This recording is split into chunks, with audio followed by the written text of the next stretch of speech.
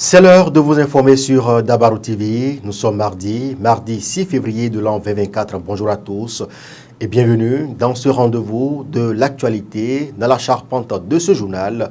Après l'annonce de Macky Sall de reporter l'élection présidentielle du 25 février 2024 s'inédié, des citoyens paraquois se sont prononcés sur ce report du scrutin présidentiel à suivre en début d'édition.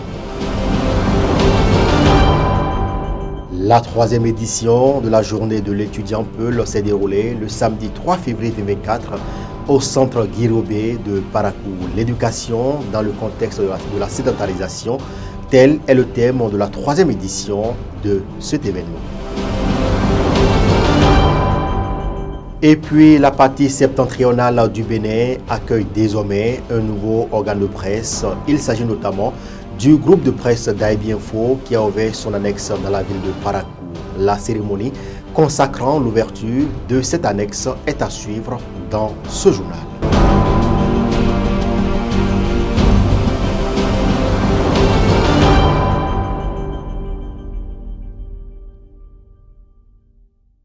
Voilà pour le sommaire, bonjour et bienvenue. Si vous nous rejoignez dans ce rendez-vous de l'actualité, je vous le disais en titre il y a un instant, l'élection présidentielle prévue le 25 février 2024 au Sénégal n'aura plus lieu à cette date. Et pour cause, le président Macky Sall a abrogé le décret sur la convocation du corps électoral, reportant de facto la tenue de l'élection présidentielle. C'est à travers justement un discours à la nation le samedi 3 février 2024 à quelques heures de l'ouverture de la campagne électorale. Que pensent alors des citoyens paraquois de cette annonce de Macky Sall? Romarika Fadjebe et Suzanne Yarou ont recueilli pour vous leur avis. Suivez plutôt. Afrique, mon Afrique. Et surtout, Afrique francophone. Pourquoi? Pourquoi nos dirigeants ne savent pas quitter le pouvoir avant que le pouvoir ne les quitte? Comme le disait Feu Mathieu Kédou. C'est dommage. Un homme que j'aimais bien, Macky Sall, mais qui est en train de tirer trop sur la corde. Et cette corde risque de se casser dans ses mains parce que reporter l'élection de cette manière, une élection qui était prévue pour le 25 février prochain, et reporter ça de cette manière, il dit non, non et non. Il est allé trop loin. Et je crois que aussi l'opposant charismatique qui était connu est en prison. Et le peuple s'est calmé. Et cet opposant a choisi un candidat pour qu'on puisse voter pour lui et qu'il ose aller sur ce terrain.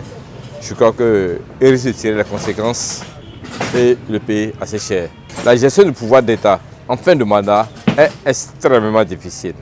Je dis bien, est extrêmement difficile, mais il faut savoir partir avant que les choses ne vous lâchent. Macky Sall, je vous espère qu'il va écouter les propos, les appels des marabouts, des imams sénégalais. C'est un coup d'État constitutionnel. En Afrique, nous savons très bien qu'il y a plusieurs manières de faire le coup d'État, surtout quand il s'agit de ces genres de coup d'État là. Les présidents se pensent tout puissants et tout permis, ce qui n'est pas normalement le cas. Quand on est président, on doit savoir qu'on ne peut pas l'être toute la vie.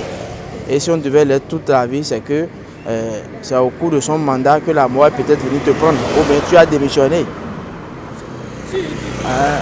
Donc, normalement, reporter les élections, il devait quand même avoir des motifs ou bien des motifs bien solides. Mais de là, par rapport à ce que le président Macky Sall a raconté, comme quoi les événements qui sont venus entacher le processus de dépôt de candidature. Quel entachement? Quel entachement? Il a plutôt joué son jeu. Tout simplement, le jeu le plus important de ce processus, c'est l'élimination ou l'éligibilité de Ousmane Sonko, qui est le principal opposant. Il n'avait pas besoin, il pouvait toutefois laisser les choses venir. Et c'est que même s'il aimerait être encore là au second mandat, il n'avait pas besoin d'annuler cela. Il suffit juste qu'il fasse une bonne politique, que le peuple le reprenne encore à nouveau. Donc stopper, empêcher tout un programme qui avait déjà été fait depuis juste pour des raisons qui ne sont pas forcément valables. c'est pas bien en fait, c'est pas bien. Ça dessine l'image du genre, tout comme si c'était du genre un prétexte pour pouvoir écarter l'opposition. Mais moi je pense qu'il n'avait pas besoin de faire comme ça. Compte tenu de ce qui s'est passé au Sénégal concernant le report des élections, vraiment ce n'est pas du tout bon, car il faut tenir compte de ce que la constitution du pays dit. Et ce n'est pas à la dernière minute qu'il faut changer ou bien reporter la date. Merci à nos reporters pour cet élément réalisé. Autre volet de l'actualité dans ce journal, l'association des étudiants Peul du Nord a organisé le week-end écoulé la journée des étudiants Peul. Les manifestations ont permis d'échanger sur des questions de sédentarisation des élèves, la scolarisation des enfants en milieu Peul et la valorisation de leur culture. Compte rendu, Fola Ringabi et Suzanne Yaro. Samedi 3 février 2024, c'est la date choisie pour célébrer la 3e édition de la journée de l'étudiant Peul, organisée par l'Association des étudiants Peul du Nord. Cette journée s'est célébrée autour du thème « L'éducation dans le contexte de la sédentarisation ». Toute personne, quelle que soit sa profession, qui voit ce qui est d'actualité entre éleveurs et agriculteurs, ne peut être indifférente. Cela dure depuis plus d'une décennie, avec les risques de menaces de paix susceptibles d'occasionner de pertes en vie humaine. C'est dans ce contexte difficile que la sédentarisation des éleveurs s'impose à tous les acteurs de l'élevage. Ainsi, pour atteindre cet objectif, il est indispensable d'impliquer les acteurs de l'éducation. Dr Amadou Mamassambo, parrain de cette 3e édition, a donné une communication qui a abordé plusieurs aspects de l'éducation et de la sédentarisation au cours de cette journée festive. En milieu pastoral, le plus gros problème, c'est la scolarisation. Cela impacte beaucoup tout ce qu'il y a comme activité, tout ce qu'il y a comme travail en termes de développement. On a abordé ce sujet avec eux et on est parti vraiment des fondements même de la communauté, du monde de la foulanité, comme on le dit souvent, pour aborder un peu un certain nombre de valeurs culturelles que véhicule cette communauté. Chaque communauté a un certain nombre de valeurs qu'elle partage avec les autres. Et donc, le monde pastoral doit également être en quête de ce partage de valeurs. Mais cela ne peut se perpétuer que si réellement, avec le changement, l'évolution du monde, si le monde pastoral ne s'adapte à ce changement et envoie ses enfants à l'école. On a mis le lien avec la question de la sédentarisation. Donc, les orientations du chef de l'État en la matière, où nous sommes très en phase avec le gouvernement, c'est que la mobilité pastorale doit évoluer en reculant en termes de distance. Pour que d'ici là, que l'éleveur n'ait plus besoin de faire 20 km, 50 km avant de pouvoir satisfaire aux besoins de ses animaux. Mais il faudrait qu'il y ait un accompagnement, une compréhension de tous les acteurs. Chacun doit y contribuer pour que cela soit réalité. Mariam Djaouga, cadre et grand soutien de la communauté Peul, surtout les jeunes, se réjouit d'avoir été invitée à cette célébration. L'occasion était propice pour elle de lancer cet appel. Je suis très ravie, très heureuse de me retrouver pour cette 3e édition. Beaucoup d'efforts sont faits par le président Patrice Talon, qui a eu la clairvoyance de prendre des réformes courageuses, notamment la gratuité de la scolarité, surtout pour les filles. Et l'autre combat, c'est le maintien de ces filles-là à l'école. C'est pour ça que je voudrais profiter de votre micro pour lancer un appel de suivi. Nous, à notre niveau, en tant que leader, nous faisons ce que nous pouvons, mais nous avons besoin que le gouvernement nous accompagne pour enfin pérenniser ces actions. À travers l'organisation de la journée de l'étudiant Peul, la jeunesse Fulfulde entend œuvrer pour la valorisation et la pérennisation de sa culture. Le regard est ainsi tourné vers la 4e édition avec à la clé plusieurs activités. Tout autre registre à présent, et je vous le disais en titre, le groupe de presse d'Abienfo a désormais une annexe à Parakou dans la partie septentrionale du Bénin. L'inauguration du nouveau siège de ce groupe de presse a été couplée avec le lancement de la classe culturelle Acha Ibilewa.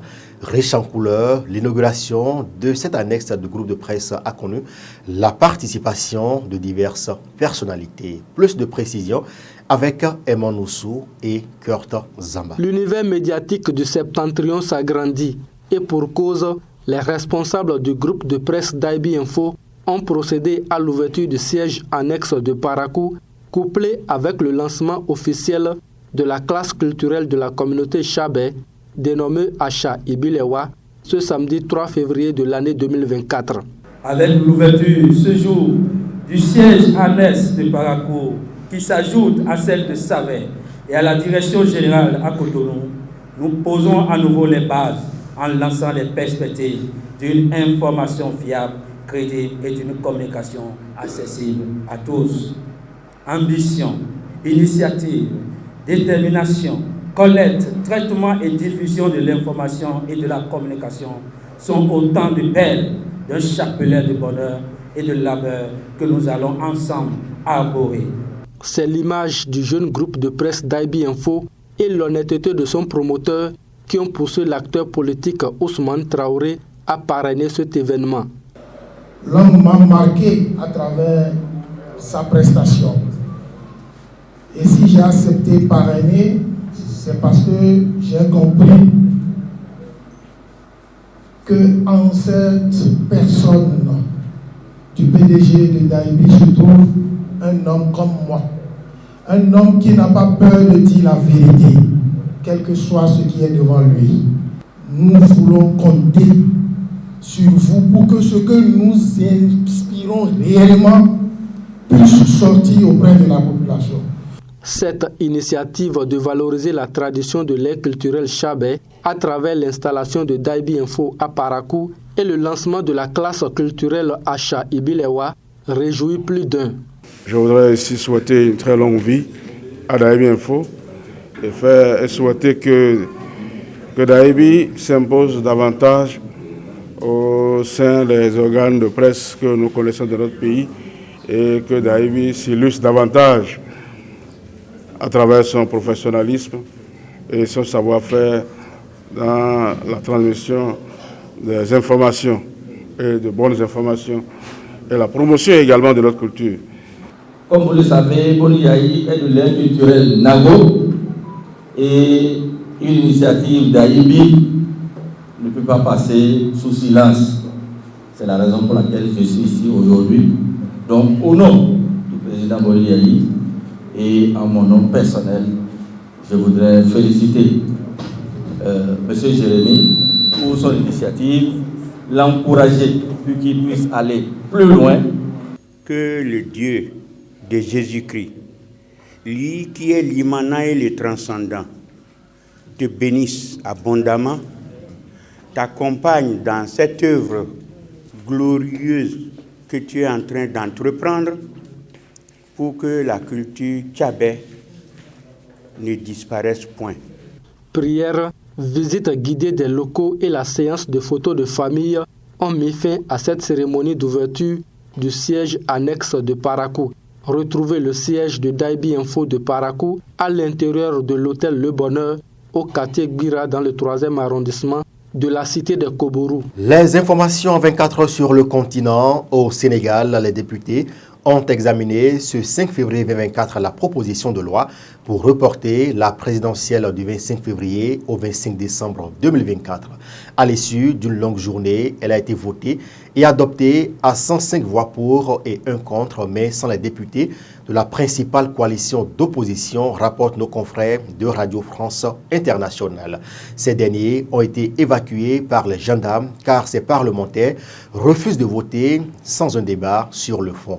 Autour du Parlement aussi, des dizaines de gendarmes avaient quadrillé la zone pour empêcher tout rassemblement. Et même, l'accès à l'Assemblée nationale était plus compliqué que d'habitude avec des forces de l'ordre équipées de matraques déployées jusque dans l'enceinte du Parlement. Et dans la rue, la tension est montée dans un cran dès hier avec des échauffourées tandis que l'opposition cherchait à se rassembler. Ce projet de loi étant par ricochet la durée du mandat de Macky Sall, lui qui a promis de ne pas se représenter. Il va pouvoir rester au pouvoir 10 mois de plus, le temps qu'un nouveau président soit élu. C'est sur cette information, mesdames et messieurs, que ce journal se referme. Merci de nous avoir suivis. Merci aux équipes qui ont contribué à la livraison de cette édition. Chérifdine Kora, Suzanne Yarou, sur la coordination technique de Kurt Zamba. Bon mardi à chacun et à tous.